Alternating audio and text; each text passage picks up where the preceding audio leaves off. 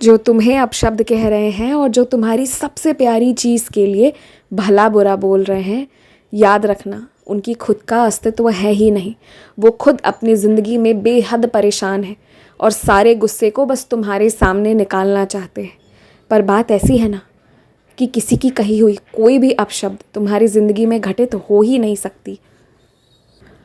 हर वो इंसान जो श्राप देने की कोशिश भी कर रहा है ना, फिर भी उसके शब्दों में ताकत है ही नहीं, क्योंकि जिस इंसान के अंदर सच्चाई है ही नहीं, जिस इंसान के अंदर ईमानदारी भक्ति भाव है ही नहीं, तो उसके शब्द की कोई ताकत ही नहीं होती।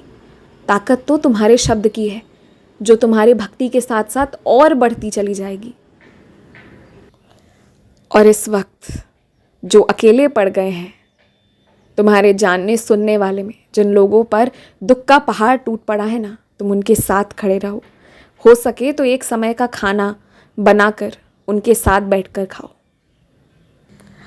अभी जिसका भी जन्मदिन आने वाला हो, उसके लिए तुम जो तोहफे लेना चाहते हो ले लेना, लेकिन खर्च भी एक सीमा में होनी चाहिए। याद रखना, तुम जितना इस साल कर रहे हो, अगले साल भी तुम्हें उतना करना पड़ेगा।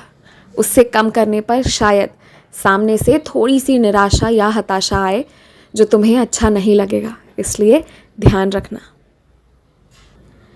क्योंकि सब इंसान हैं, सब बच्चे हैं, कभी कभी कुछ करो तो उम्मीदें थोड़ी सी ज़्यादा बढ़ जाती हैं। इसलिए सोच समझ कर करना।